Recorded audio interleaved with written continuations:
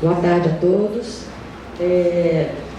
Fico muito feliz de estar aqui mediando o último dia do seminário, até porque parte da turma que vai estar aqui, né, são amigos, são conhecidos, são pessoas ligadas às atuações de vários professores aqui da Escola de Arquitetura. Para iniciar a tarde de hoje, nós vamos ter a participação do professor Tiago Castelo Branco. Parte de vocês deve conhecer, o professor Tiago, ele dá aula no curso noturno, no FIAL, e além de ser professor aqui na escola, ele é professor da PUC, ele é integrante da ASF, ele tem um laboratório de maquetes, ou seja, ele tem uma atuação muito da academia, né, aqui como representante da academia, mas muito ligada aos movimentos, a uma prática profissional. Depois, na sequência, o debate vai ter a participação de 4 também pessoas importantes ligadas à política habitacional. E aí nós vamos ter primeiro a arquiteta Luciana Moreira, como representante da Suplan. Eu não sei o que é Suplan, depois a Luciana explica pra gente. Eu achei que era SMAPU, parece que não é mais. É a mesma coisa? Então tá bom. Eu pedi cola aqui e não consegui. Luciana tem uma atuação então importante, está aqui como representante da política habitacional empreendida pelo município, né, quer dizer, do executivo, também conselheira do Conselho de Habitação Municipal, então ela está como conselheira, como arquiteta da Suplan. Na sequência, então a gente organizou aqui, conversando com a Marina e Mariana, a gente conversou aqui numa organização da institucionalização à desinstitucionalização, né? Quer dizer, o Tiago bagunça um pouco o coreto. Aí o próximo seria o Luiz Barros, que vem do coletivo Habite a Política, mas que também está ligado a um sindicato, né? Então está ligado a uma instituição. E aí também vai falar da sua experiência nessa construção da resolução sobre a política habitacional atual. Bela segue o Luiz Barros, meio nessa transição, né? Executivo de movimento social. A Bela é vereadora pelo PSOL, na Gabinetona, numa organização diferente em termos institucionais, mas também é uma militante antiga que atua junto às ocupações urbanas de Belo Horizonte pelas brigadas populares, né? Por fim, o Leonardo Pérez fecha a parte da mesa, ligado ao movimento social também, nesse caso ao MLB, que é o movimento de luta dos bairros, vilas e favelas, e por outro lado também como presidente de um novo partido, que é o UP. Então a gente, num processo de uma ordem aí desinstitucional, né, da institucionalização à desinstitucionalização, a gente chega no Léo organizando e institucionalizando também de alguma maneira. Acho que todo mundo vai falar de posições que a princípio são definidas, mas são hibridadas, né? Tiago é da academia, mas está junto aos movimentos, está na prática. Bela é do partido, mas está junto com os movimentos. Luciana é da secretaria, mas está junto do conselho. Então acho que todo mundo tem aí muito a contribuir. Então, boa tarde para todos nós. Boa tarde, gente. Eu vou falar aqui hoje. Eu fui convidado para falar nessa última conferência sobre alternativas à política habitacional a partir das ocupações urbanas. Eu agradeço aí a organização do seminário pelo convite e agradeço aos colegas, tanto da universidade quanto dos movimentos sociais e entre os moradores. Eu acho que essa questão das ocupações urbanas, vocês vão poder ver na apresentação, é um processo coletivo e não cabe a uma pessoa somente falar a partir disso, né? Eu acho que todas as experiências que tiveram aqui durante a semana tem um pouco disso, mas essa especialmente, ela salta um pouco aos olhos essa condição. E em função disso, está esse slide virado aí com o nome de um monte de gente, que são várias pessoas que vão compondo esse processo das ocupações urbanas. Então são Andresa, Charlenes, Tiagos, Isabelas, um monte de várias pessoas que estão participando desse processo aí nos últimos 10 anos. Eu vou falar a partir de uma posição, né? Eu estou como professor dessa escola e da PUC. Então, vou falar muito como parte desse lugar, né? Estou vinculado a essa ONG que chama Arquitetas Sem Fronteira, e também as atividades de extensão que ocorrem especialmente na PUC, a partir do escritório de integração. E aqui na escola a gente fez recentemente uma proposta de um projeto de extensão que a gente pretende estar vinculado a essa discussão das ocupações urbanas, que é esse projeto aí que chama UNSCOR. As ocupações, essa lista foi uma lista que eu comecei a fazer há uns 2 anos atrás, que eu escrevi um artigo sobre as ocupações urbanas de Belo Horizonte, para fazer uma nota de pé de página para listar algumas ocupações, e eu acabei ficando umas 3 horas escrevendo isso, porque eu comecei a colocar num grupo de WhatsApp que tem várias pessoas que estão envolvidas com as ocupações, participam desse grupo, e aí várias pessoas começaram a contribuir, a falar de ocupações que estavam ocorrendo na cidade. E aí eu vi que esse processo ele tem acontecido desde os anos 90. Algumas ocupações que são consideradas ocupações hoje, elas começaram sem necessariamente acontecer nesse acompanhamento dos movimentos sociais, mas posteriormente passou a acontecer. Tá? Em vermelho aí são algumas ocupações que eu tive a oportunidade de trabalhar um pouco mais perto como assessor técnico. Tem uma ideia de um mito de fundação desse processo das ocupações que eu vou apresentar aqui, que é a ocupação Corumbiara. É uma ocupação que ocorre em 1996, na região do Vale de Jatobá, e lá na dissertação da Mônica, ela fala, no decorrer do texto, que foi uma organização, ali parecia algo diferente do que estava acontecendo até então.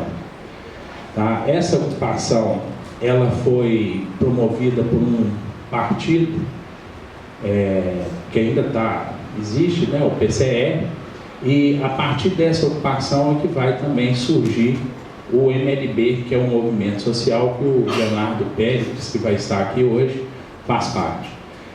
Uma das moradoras dessa ocupação é a Eliana Silva, era uma das lideranças dessa ocupação, e que também dá nome a uma das ocupações que ocorrem hoje lá na região do Vale de Jatobá, no Barreiro. Aqui só uma imagem dessa ocupação. Depois você tem entre 1996, só um detalhe, eu passei a semana toda pensando como é que eu ia fazer essa fala aqui. Eu pensei em ficar levando algumas inquietações que eu tenho tido em relação a isso, mas eu achei importante apresentar um pouco esse histórico dessa trajetória, de como que essas lutas têm se dado na cidade, muito em função de alguns questionamentos que foram surgindo aqui, e eu achei que seria uma oportunidade interessante para poder apresentar isso para todos. Então, a Corumbiara foi em 96, ficaram mais ou menos uns 10 anos sem ocorrer ocupação em Belo Horizonte, ou ocupações organizadas dessa forma como a gente vai apresentar aqui. E aí, a partir de 2006, começaram a acontecer algumas ocupações de prédios na região, especialmente do bairro Serra. Essas ocupações, elas começaram a ser organizadas com outro grupo político, que surgiu também mais ou menos naquela época, que é as Brigadas Populares. As Brigadas Populares, eu acho que aí depois a Bela, se precisar, pode até detalhar isso um pouco mais e explicar como que se deu, mas as Brigadas Populares é um grupo político que surge dentro da Escola de Direito e que depois vai agregando profissionais, estudantes de várias áreas e outros ativistas também, não necessariamente vinculados à universidade. Eles vão promover primeiro essa ocupação de um edifício na Serra que chama Caracol. Eles ficam nesse edifício aproximadamente uns 2 meses, e aí eles têm a reintegração de posse, eles vão sair desse prédio. Com esse mesmo grupo de famílias, as famílias que compuseram essa ocupação Caracol, era boa parte delas provenientes ali do aglomerado da Serra, e começam também a chamar a atenção de alguns núcleos de moradia, especialmente os núcleos de moradia da região do bairro Betânia e Barreiro.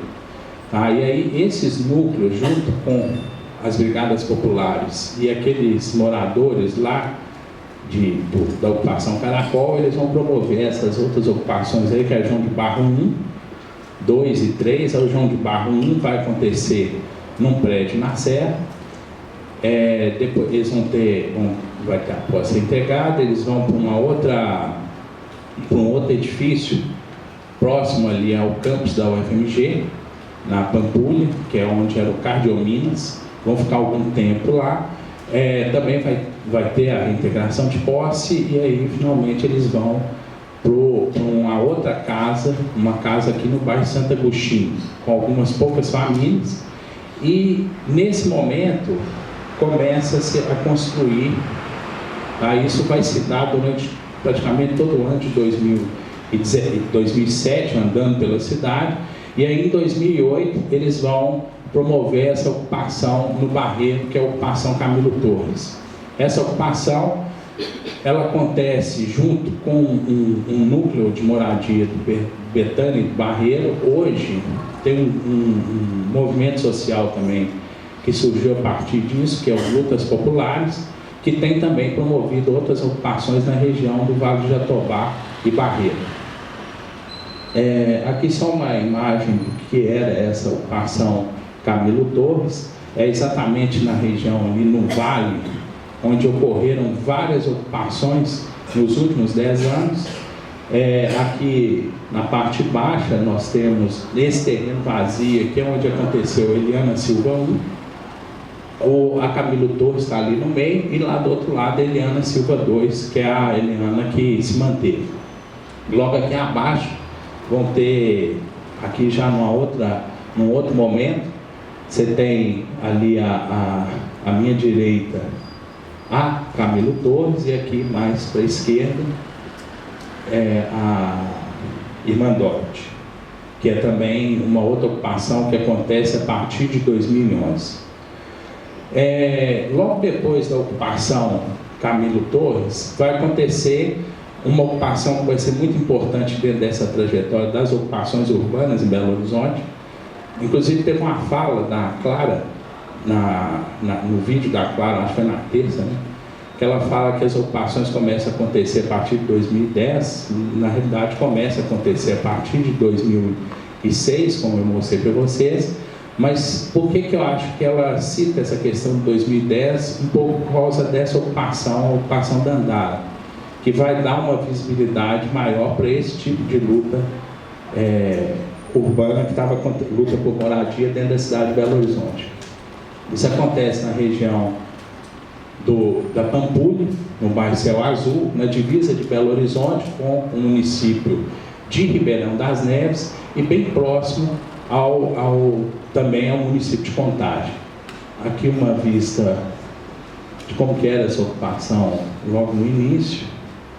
Como os primeiros dias, os moradores ficaram morando nesse lugar, esse aqui é todo o terreno ocupado, mas entre 9 de abril de 2009 até mais ou menos 12 de julho de 2009, os moradores, que eram aproximadamente umas 1.200 famílias, eles moravam nessa pequena parte do terreno aqui. Esse terreno é um grande vazio urbano, né? Era um grande vazio urbano na região, e eles ficaram concentrados nessa parte, primeiro porque ali você tinha um contato direto com a rua, e outra que isso foi uma imposição da própria polícia militar na ocasião, que cercou essa área, tá, e estabeleceu um limite, e nenhum dos moradores poderia passar daquele limite.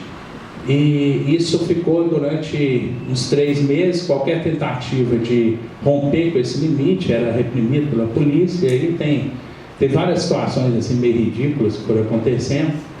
Tem uma que eu gosto de contar, que teve uma vez que eu cheguei lá, eu estava com uma lapiseira Pentel de pendurado na camisa. O policial veio me perguntar o que eu estava indo fazer com aquela lapiseira. A lapiseira, de fato, é um negócio muito perigoso, né? Especialmente na mão do arquiteto. Tá? Então, acho que ele já percebia as contradições do nosso campo profissional. Deve ser isso. Às vezes o policial, a gente está criticando ele era um cara assim, muito mais avançado que a gente imagina. Mas isso é só para mostrar um pouco o que acontecia. Os moradores moravam dessa forma. E aí nós começamos durante esses 3 meses uma discussão de como que seria o processo de parcelamento desse terreno.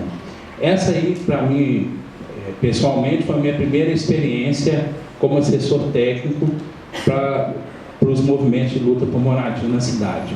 Tá? E aí foi uma construção de possibilidade, como é que a gente poderia discutir aquela possibilidade de parcelar aquele terreno de mais de 30 mil metros quadrados, numa discussão que fosse o mais frutífera possível com os aproximadamente mil famílias que moravam no terreno.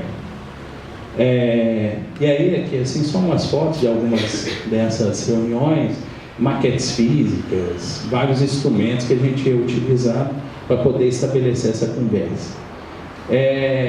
Esse aí foi a primeira proposta que foi feita. Essa era uma proposta com lote de 1.000 metros quadrados, quase todos tinham 1.000 metros quadrados, em cada lote morariam 8 famílias. Essa situação era em função da legislação da região, que lá você tem a DE da Pampulha, a DE ambiental e a DE do Trevo. Então a gente foi fazendo um arranjo para poder ter essa condição de lote de 1.000 metros quadrados e 8 moradias a cada lote de 1.000 metros quadrados. E aí tinha algumas coisas assim, você vê que tem uma avenida aqui no centro, que é hoje a Avenida Dandara. Essa avenida estava prevista no plano diretor da cidade, que é a Via 220. Ela, na proposta lá, ela é uma linha reta. Aqui no desenho a gente fez ela um pouco mais sinuosa, porque ela marca um pouco umas diferenças que são importantes dentro do terreno, que para o norte nós temos uma declividade um pouco mais suave e para o sul você tem uma declividade um pouco mais acentuada. Os lotes que ficavam ali na quadra A, B e C, eles eram lotes de 1.000 metros quadrados com 8 famílias morando em cada lote. Os lotes que ficavam aqui na quadra D, especialmente, eles eram também de 1.000 metros quadrados, porque é o lote mínimo para a região, e iriam morar 4 famílias a cada lote. Isso em função da declividade, que era um pouco mais acentuada. E aí, isso aqui que eu acho que é interessante eu gostaria de trazer muito aqui hoje,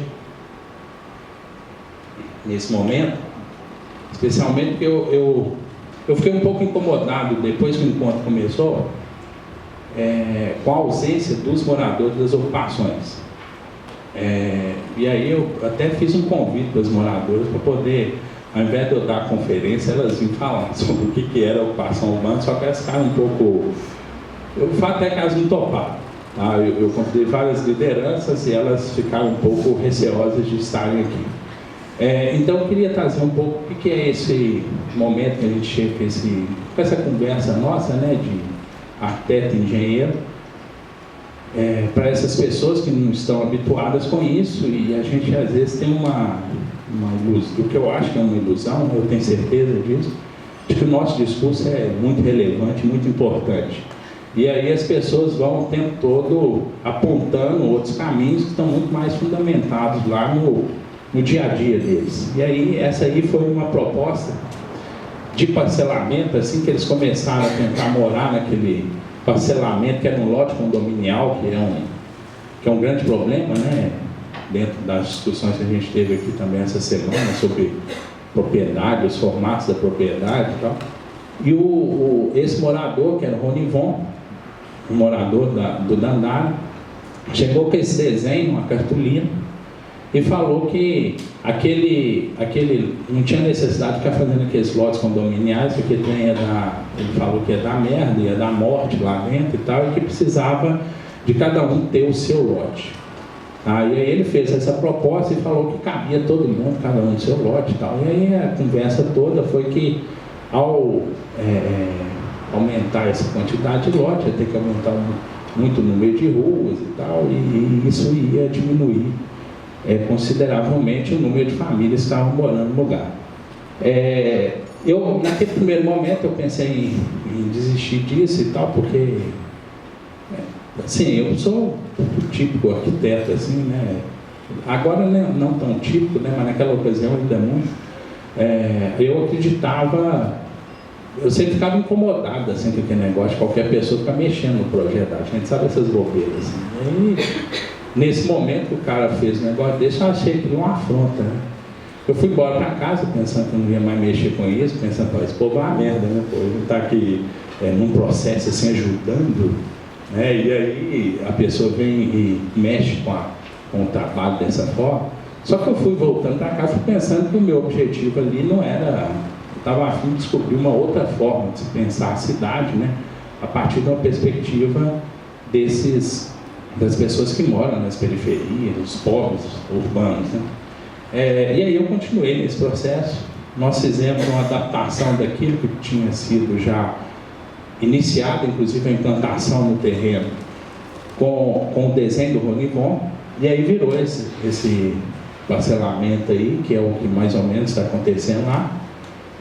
Todos os lotes são iguais, isso foi uma coisa que o Ronivon, como portador lá das vontades da população do Dandara naquela ocasião, colocou que todos os lotes deveriam ser iguais para que não houvesse conflitos, porque esses conflitos já estavam acontecendo em função daquelas diferenças que existiam entre o lado norte e o lado sul da ocupação, onde o terreno era mais inclinado, todo mundo achava que tinha que ser tudo igual.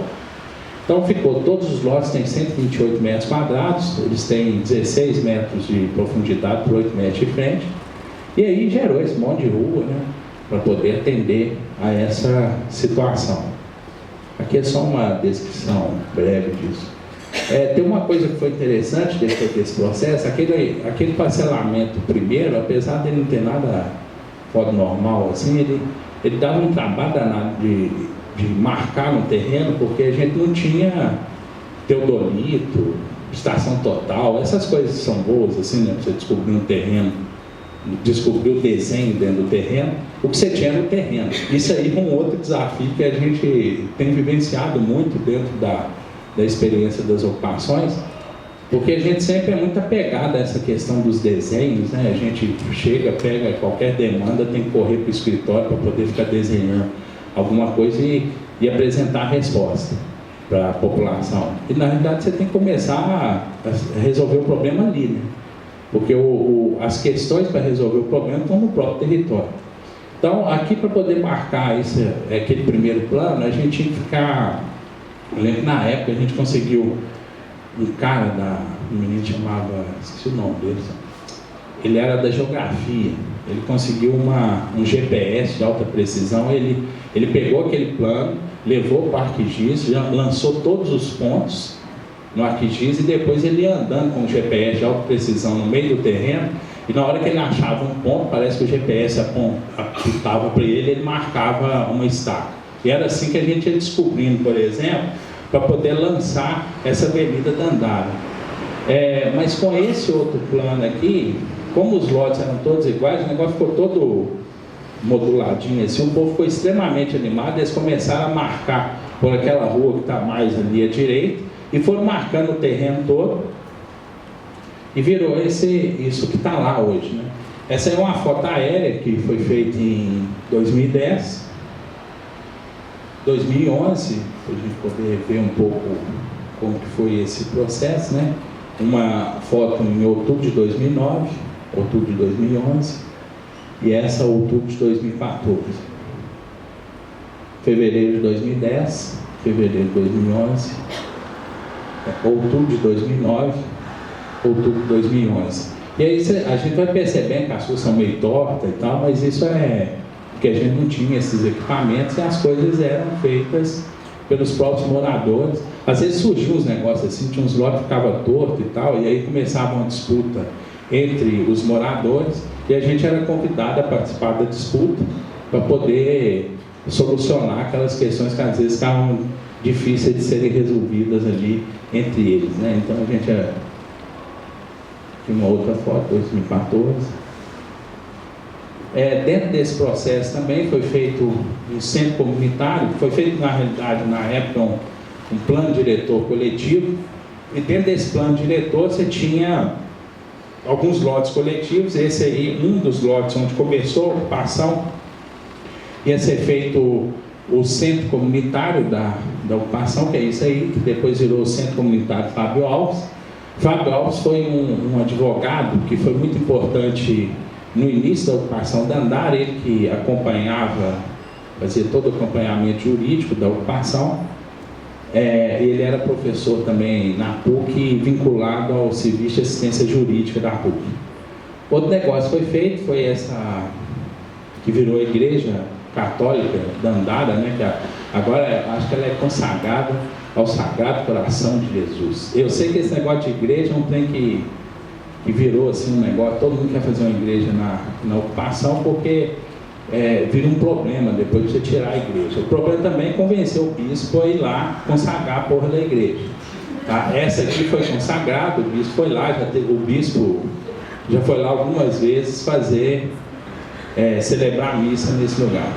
Aqui só algumas coisas que, dentro dessa disputa, ela também passa por uma disputa no campo, né? Então, ficar apresentando em bienal, em premiações, isso era importante para ir construindo uma legitimidade também dentro do nosso campo profissional, e isso tinha também um rebatimento lá entre os moradores. Uma outra experiência foi, depois da ocupação da Andara, uma outra experiência que eu acho que foi muito importante, foi a experiência da Eliana Silva. A Eliana Silva, ela aconteceu em dois momentos. Você teve a Eliana Silva 1, a Eliana Silva 2. Essa aqui é uma das reuniões para poder discutir o parcelamento desse terreno. E isso aqui, essa foto eu coloquei para lembrar do negócio, na hora que a gente fez a demarcação, começou a estudar o terreno. Aí nessa reunião aqui a gente levou uma planta de curva de nível, assim, né, tentando mostrar para as pessoas o que era aquilo, né? E aqui a gente estava no terreno, identificando onde é uma nascente.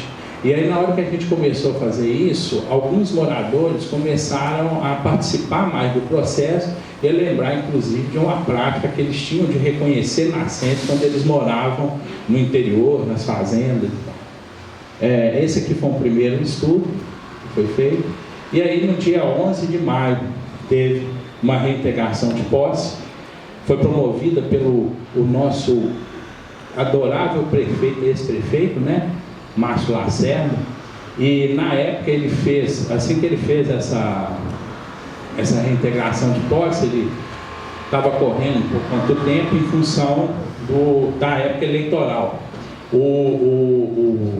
A reintegração foi feita no dia 11 de maio, a eleição ia ocorrer em outubro, né? E ele foi reeleito em primeiro turno, né? Porque é bom a gente lembrar dessas coisas, para a gente ver como que por que a gente está no buraco que nós estamos, né? A gente já tem cometido essas besteiras assim há um bom tempo. Ele ganhou no primeiro turno em 2012. Na ocasião que ele estava no processo, na campanha, ele foi participar de um debate. E aí ele foi questionado pela acho que é a Maria do sabe? Como é que era o nome dela? A Consolação, isso. Da Consolação, na época, a prefeita, sobre essa reintegração de posse. Ele falou que ela foi super tranquila, não teve nenhum tipo de conflito. E aí essa foto mostra como foi tranquilo, né? Na realidade, a polícia está toda municiada da forma como está. Isso deve ser...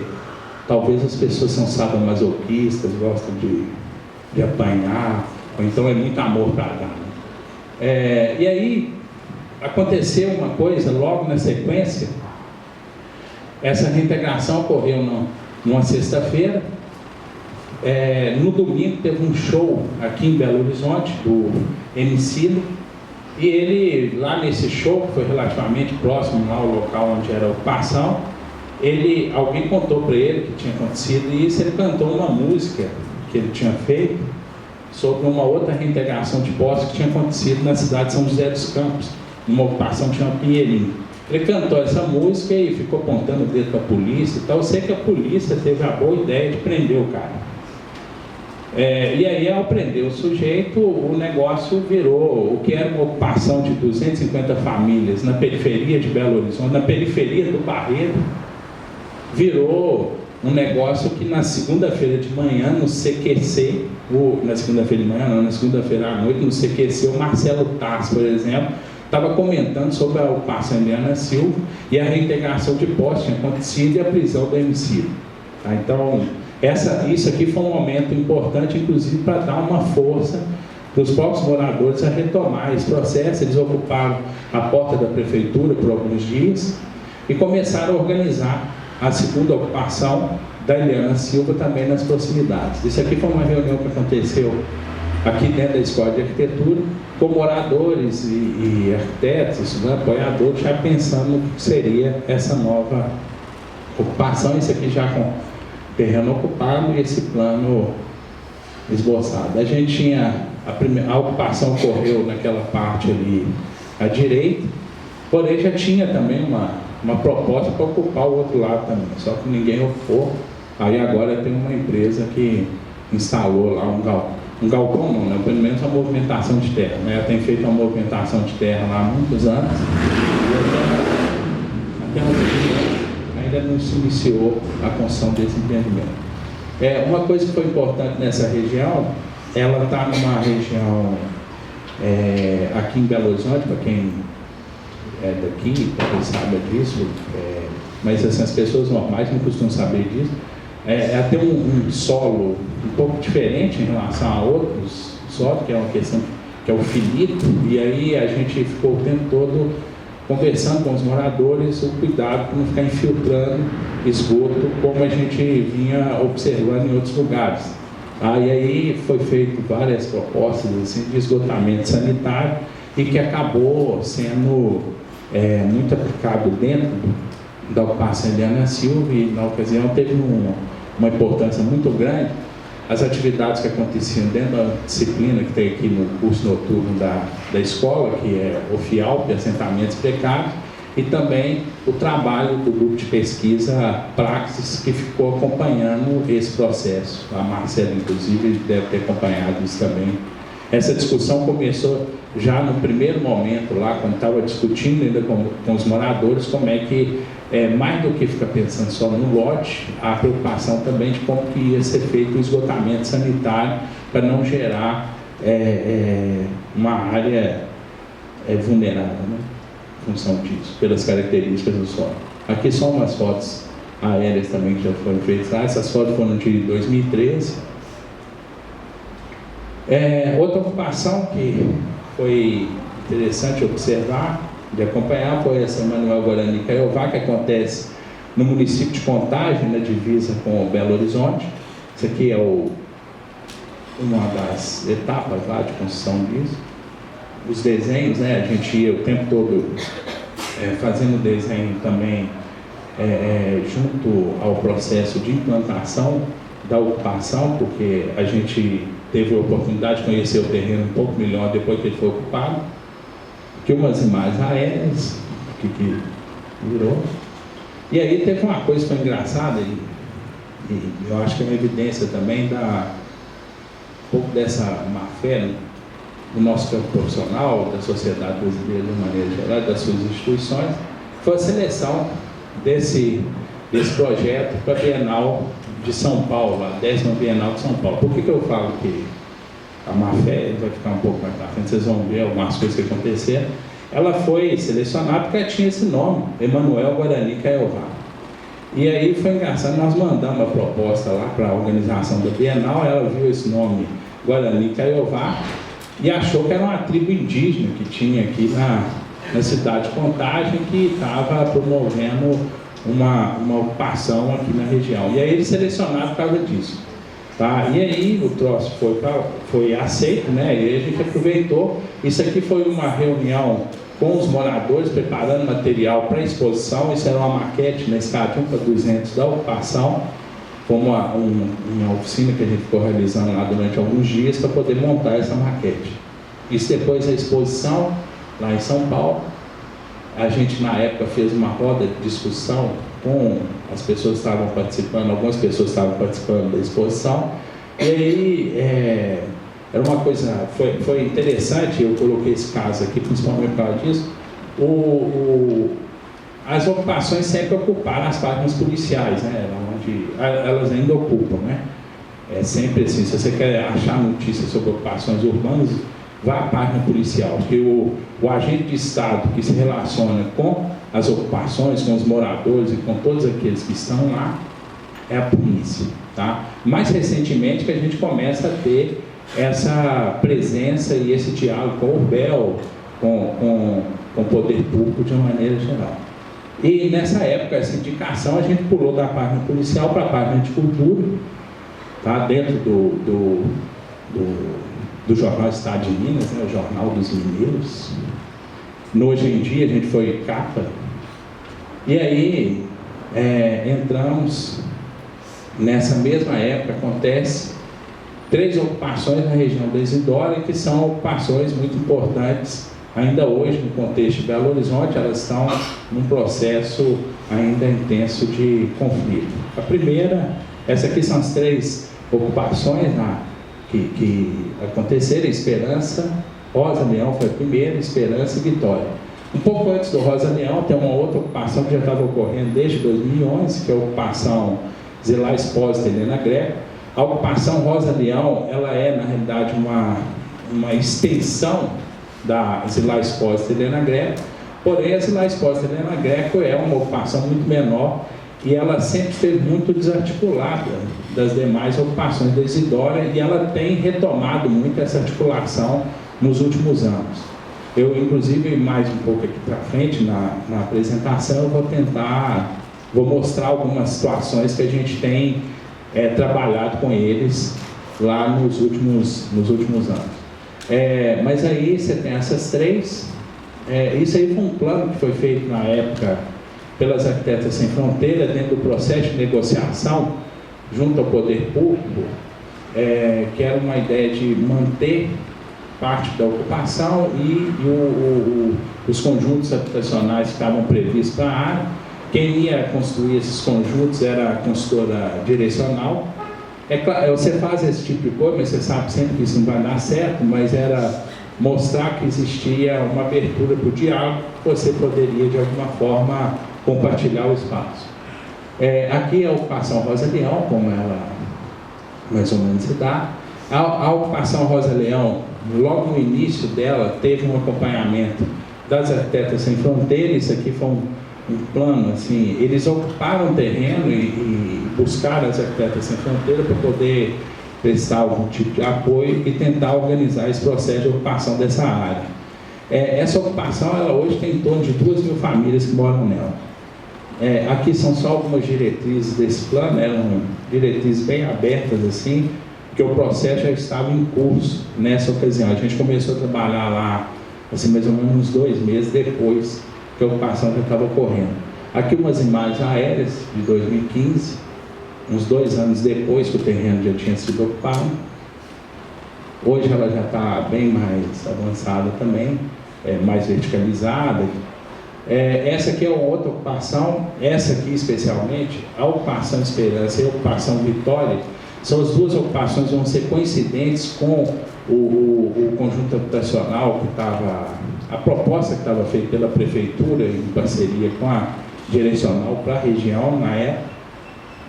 Está dentro da parceria do Porto dos Macacos. Aqui umas imagens da ocupação Esperança. E essa aqui é a ocupação Vitória, que é a maior ocupação na região. Ela tem hoje, deve ter perto de umas 5.000 famílias, 4.000 famílias que moram nesse lugar. Essas fotos estão bem desatualizadas, mas elas são interessantes para a gente poder ver a dimensão do terreno que foi ocupado. Todas essas ocupações estão bem no limite de Belo Horizonte com a cidade de Santa Luzia. Dentro da ocupação Esperança, a gente depois começou a ter um trabalho, e isso especialmente a partir lá do escritório de integração, de um acompanhamento um pouco mais de perto dessa ocupação.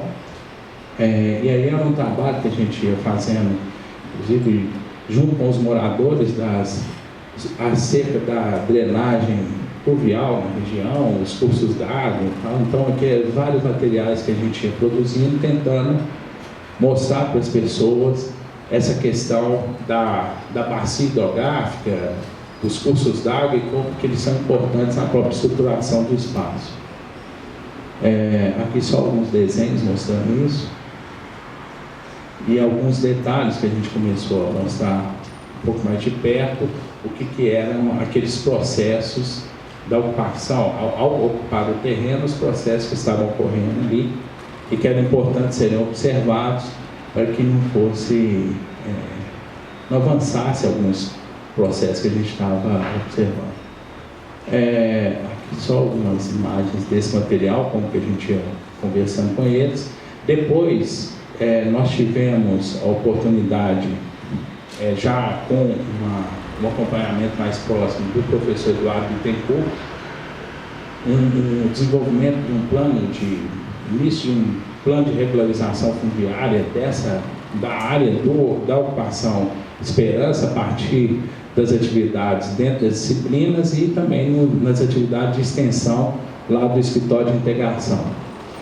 Isso aqui foi uma outra situação que a gente fez lá dentro da ocupação Esperança. Tinha um talveg lá que ele constantemente ficava num processo de desmonte, e aí a gente ficou desenvolvendo alguns ensaios assim, de como fazer um dique para poder conter essa terra e minimizar o processo de assoreamento do córrego que estava ocorrendo mais abaixo. Isso a gente fazia dentro das atividades da disciplina de planejamento ambiental urbano, de projeto executivo urbano e também dentro das atividades de extensão da PUC. Aqui algumas fotos disso. E agora, recentemente, a partir de uma conversa que a gente teve nessa época, lá em 2017, com esse acompanhamento da extensão, aqui, deixa eu voltar aqui só para vocês poderem ver o que isso significa. Nessa foto aqui, vocês estão vendo que tem uma vossoroca bonita ali, todo tamanho. Essa vossoroca, ela estabelece o limite da ocupação Esperança com a ocupação Vitória. Dentro da ocupação Esperança, aquela via que vai passando ali ao lado da vossoroca, ela é extremamente importante para permitir as pessoas entrarem dentro do território. Eles queriam, há 2 anos atrás, eles começaram a se organizar para asfaltar essa rua.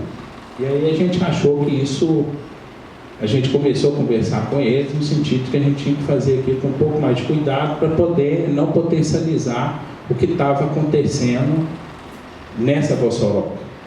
E aí essa conversa rolou uma época, depois a gente não falou mais nisso, o povo também não ficou mais mobilizando para poder fazer o asfaltamento da via, e mais recentemente eles começaram a fazer uma pavimentação.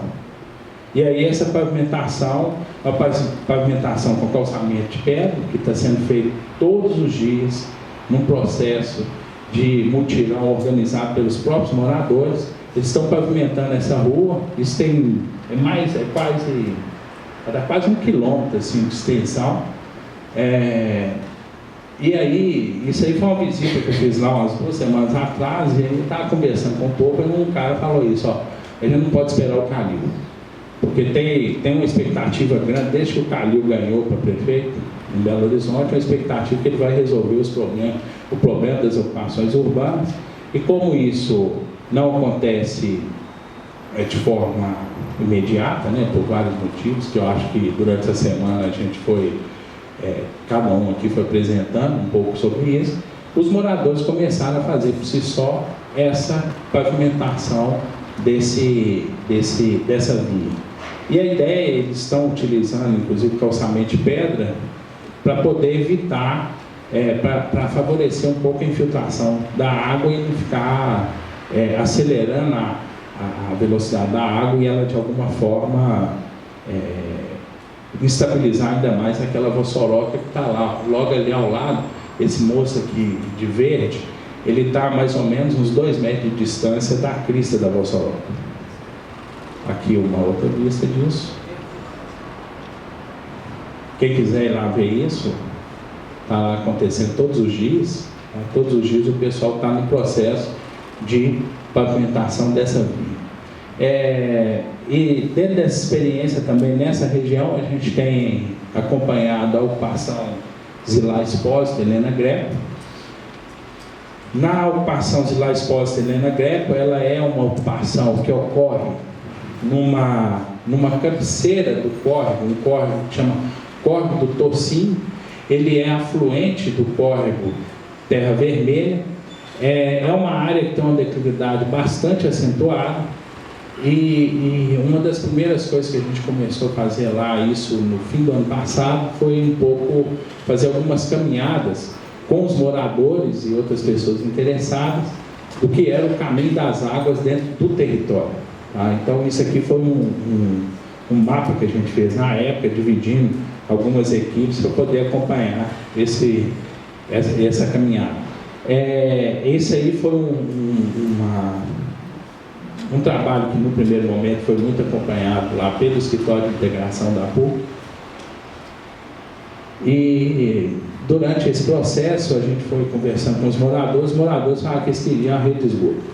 Tá? Que eles achavam muito legal essa preocupação nossa com a drenagem da água e tal, mas que se não resolvesse a questão do esgoto, eles não iam nem querer conversar com a gente, porque o esgoto estava um inferno, porque eles estão utilizando fossa negra e os lotes são muito pequenos e as fossas já estão supitando em cima do outro, aquela coisa meio infernal e insalubre. Então eles estavam querendo começar a pensar em alternativas ou uma rede de esgoto. Aí eles queriam que fosse uma rede de esgoto convencional.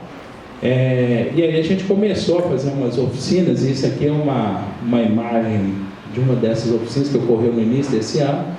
A gente fez uma planta, fez uma impressão de uma planta na escala de 1:100 de toda a ocupação, abriu dentro de uma quadra que tem logo ao lado, no Centro Cultural Zilá Expósito, e aí fizemos uma grande conversa em cima desse desenho, onde os moradores, junto com estudantes, técnicos, quem estava interessado na discussão, e traçando o que seria essa rede de esgoto. Aqui é só umas imagens desse momento.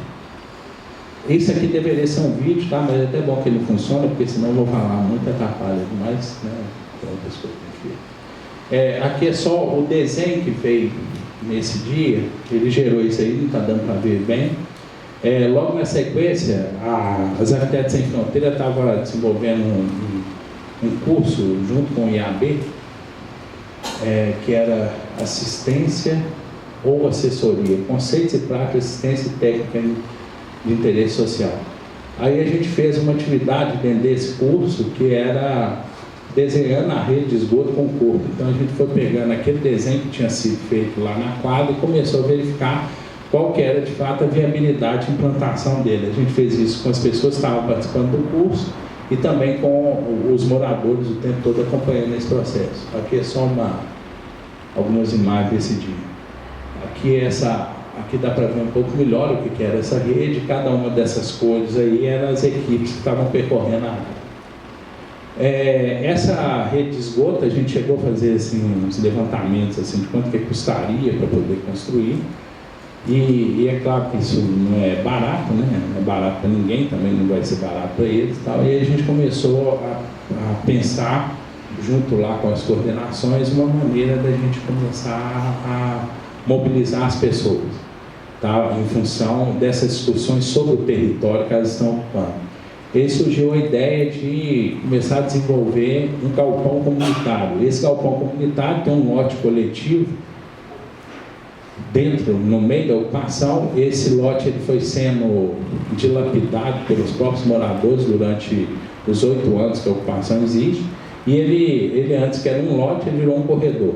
E aí a ideia era retomar esse corredor e construir um galpão coletivo como uma área para as pessoas se reunirem para fazer discussões mais amplas sobre o lugar. E isso aqui a gente começou a desenvolver muito aqui junto com a disciplina na UFMG. Aqui é só mostrando um pouco o histórico desse terreno. Aqui assim, é só em uma vista e uma planta ali como era esse terreno em 2011, quando começou a ocupação, e depois ele foi perdendo a parte que virou esse corredor aqui nesse terceiro desenho. E dentro dos mutirões de construção desse galpão comunitário, os próprios moradores, eles foram renegociando o terreno e retomando essa área coletiva, o que foi um processo bem interessante de retomada desse cuidado com o território. Aqui são alguns instrumentos que a gente utilizou para fazer isso. Aqui é um instrumento que a gente desenvolveu, está desenvolvendo aqui no MON, que é uma maquete que a gente vai montando e aí consegue ir visualizando algumas coisas antes de construir. Aqui só uns desenhos que foram sendo desenvolvidos. Está todo mundo convidado, vai ter um mutirão no sábado que vem, tá? Para continuar a construção do galpão comunitário. Vai ser a partir das 9 horas da manhã, no dia 28 de setembro. E no dia 26 de outubro nós vamos ter mais um mutirão para continuar nesse processo. E no dia 11 de outubro, que é uma sexta-feira, vai ser comemorado os 8 anos da ocupação Helena Greco no terreno do galpão comunitário. Tá? Então, a gente está, inclusive, esse mutirão do dia 28, preparar o terreno para essa festa do dia 11 de outubro. E aí, já caminhando aqui para os finalmente, tá? Para ficar menos pesado, vou falar rapidamente de algumas experiências que a gente tem tido aqui agora em Belo Horizonte, que já haviam ocorrido lá no início dessa retomada das ocupações urbanas na cidade, em 2006, e que nos últimos 2 anos começaram a acontecer de forma mais constante, que são as ocupações de prédio no centro de Belo Horizonte. Essa aqui é uma das ocupações que a gente teve a oportunidade de acompanhar, que é a ocupação Vicentão. A Vicentão, ela acontecia na Rua Espírito Santo, num edifício do antigo Banco Hércules. Nós pagamos para poder retirar os moradores desse edifício no início desse ano, tá? Num acordo que foi feito pelo ainda Pimentel e que o Zema, no momento, eu acho que ele está sendo obrigado a manter o acordo, mas existe ainda um receio se de fato esse acordo vai ser mantido. Mas o fato é que eles foram retirados desse edifício, vocês vão ver aqui, e eles foi pago lá o auxílio pecuniário, né, de R$500 para cada família, e eles estão alugando agora, voltaram a morar nas periferias da cidade, tá, de forma precária em alguns casos, e o edifício continua vazio. Então, nesse momento, esse edifício ele começou a cumprir a sua função social, um edifício ao lado da Praça 7. Aqui algumas ações que foram acontecendo durante o ano passado, que era os processos de mutirão, de limpeza do edifício, de construindo alguns equipamentos coletivos dentro do edifício, e a ideia de parcelar o edifício entre os moradores, tá? E aí era criar os vários, ele tinha um pavimento livre, né? Então era como você ia dividir aquilo o tempo todo. Isso é uma coisa que durante esses 10 anos aí, acompanhando as ocupações, não existe nenhuma expectativa de que o Estado vai entrar, sabe? Isso assim é uma coisa, não é que as pessoas não desejam isso, não, mas não existe nenhuma expectativa. E aí eu estou falando muito a partir da perspectiva do morador, tá? Então, por exemplo, na hora que você estava dividindo esses andares aqui, você está pensando que você vai dividir os andares de forma que você consiga viver ali de uma forma mais razoável possível, por o maior tempo possível, porque você sabe que o Estado não vai participar desse processo tão cedo. Aqui só uns estudos que foram feitos, como poderia ser dividido os andares, tá? E aí, da mesma forma, utilizando maquetes, desenhos, várias outras. Isso aqui é interessante, que essa é a divisão que foram feitas com os moradores, mas a assessoria técnica acompanhando, e isso aqui é o que de fato os moradores fizeram. Tá? Eles dividiram os andares dessa forma, e vocês veem que as áreas, o corredor se torna uma área muito mais importante, né, dentro do conjunto do andar, do que aquilo que a gente fez dentro de uma loja assim, que era esse corredor é só uma área de circulação, que ele não é só uma área de circulação, ele é uma área para as pessoas fazer outras coisas. Boa parte das pessoas ficavam utilizando isso para poder estender roupa, menino brincando. As reuniões dos andares aconteciam nesses corredores. Aqui também algum outro instrumento que a gente utilizou, aquele ali é o jogo da maquete, que a gente estava trabalhando aqui no MON, que a gente fez umas variações dele lá, no caso do edifício Vicentão, e avaliando isso também enquanto interface, assim, para poder ir desenvolvendo essa assessoria técnica. Aqui é um mutirão para começar a construir esses apartamentos. Isso ocorreu em novembro do ano passado, no início de novembro, e aí, final de outubro, o mundo acabou, né? Bolsonaro ganhou, Zema se tornou governador, e aí virou esse grande desespero, assim, né, que tinha que resolver tudo, e foi feito um acordo que foi feito.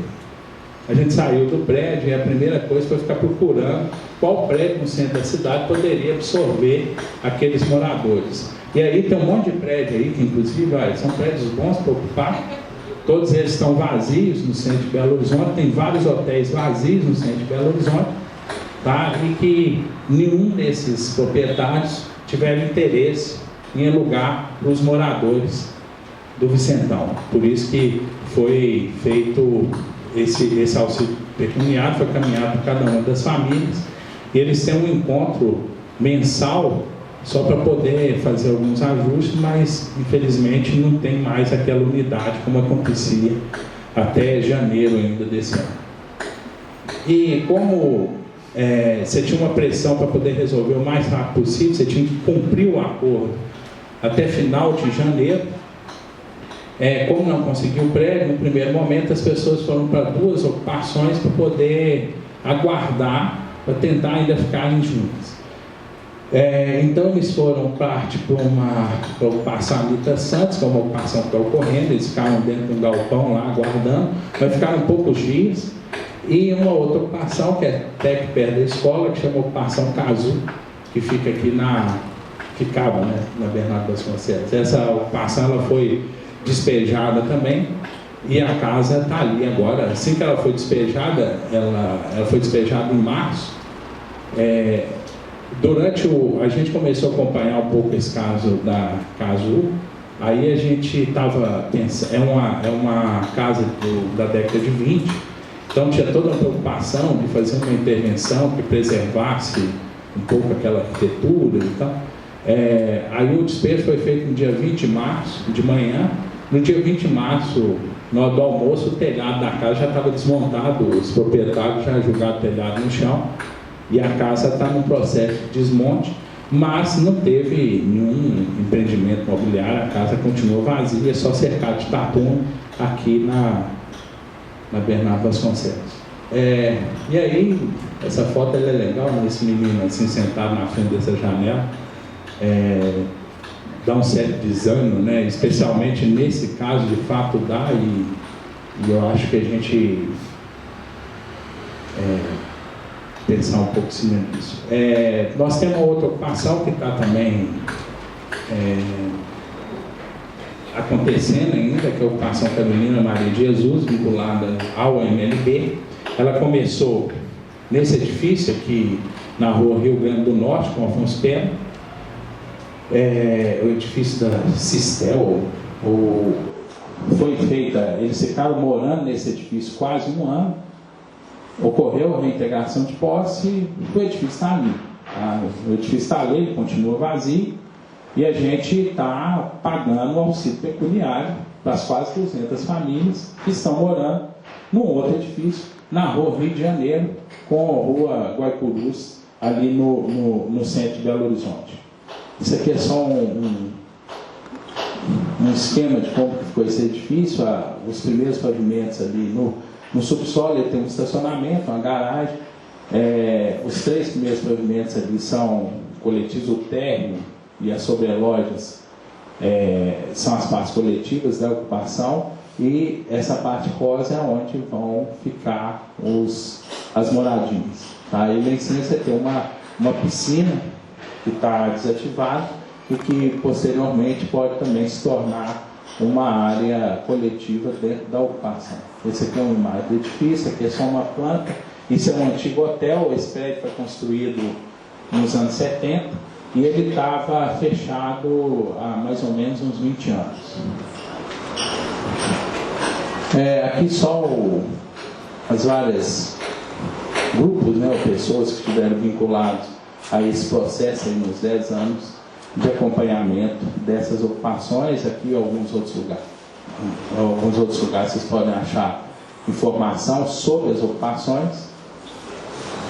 E encerrando minha fala, essa é uma faixa que eu vi na entrada da ocupação Camilo Torres em 2008, quando eu conheci, que eu acho que ainda quando eu conhecia a situação das ocupações urbanas, e que eu acho que ela ainda está valendo. Ocupamos a fazer valer um direito que nos foi negado por toda a vida. Muito obrigado.